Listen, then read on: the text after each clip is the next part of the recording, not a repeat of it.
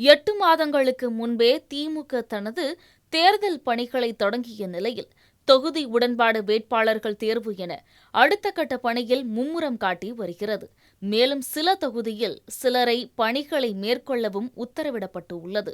திருவாடானை தொகுதியில் வேட்பாளர் தேர்விற்கு கடும் போட்டி நிலவுவதாக தெரிகிறது. சில ஆண்டுகளுக்கு முன்பு நாம் தமிழர் கட்சியிலிருந்து திமுகவிற்கு வந்த ராஜீவ்காந்திக்கு அப்போது திமுக மாணவரணி தலைவர் பதவி வழங்கப்பட்டது.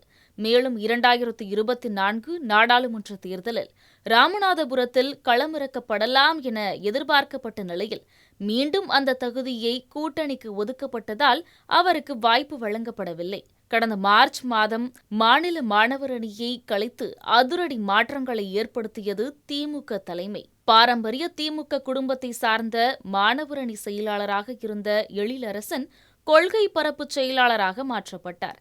இணை செயலாளராக நீண்ட காலம் பணியாற்றிய ஜெரால்ட் மற்றும் மோகனும் வேறு அணிக்கு மாற்றப்பட்டனர். மேலும் மாணவரணி தலைவரான ராஜீவ்காந்தியை மாநில மாணவரணி செயலாளராக தரம் உயர்த்தியது திமுக தலைமை. குறைந்த காலகட்டத்தில் உயரிய பதவியை பெற்ற ராஜீவ்காந்தி தனது ஆதரவு வட்டத்தை அதிகரித்து தனி லாபி செய்து வருவதாகவும் கூறப்படுகிறது. இந்த விவகாரம் குறித்து சீனியர்கள் நெடுங்காலமாக திமுகவில் பணியாற்றி வரும் பலரும் கடும் கோபத்தில் இருப்பதாக தெரிகிறது. மேலும் 2026 சட்டமன்ற தேர்தலுக்கு ராமநாதபுரம் மாவட்டத்தில் உள்ள திருவாடானை தொகுதியை ராஜீவ்காந்தி கேட்பதாகவும் தெரிகிறது. ஆனால் மாவட்ட செயலாளரான காதர் பாஷா முத்துராமலிங்கமோ விழிப்புதுங்கி நிற்பதாக தெரிகிறது. ஏற்கனவே அத்தொகுதி காங்கிரஸ் வசம் உள்ளது. மேலும் 2016 அத்தொகுதி எம்எல்ஏவாக பதவி வகித்த முக்குலத்தோர் புலிப்படை கட்சி தலைவர் கருணாசும் தற்போது திமுக கூட்டணியில் இருப்பதால் அவரும் இத்தொகுதிக்கு அட்டை போட்டு வருவதாக தெரிகிறது.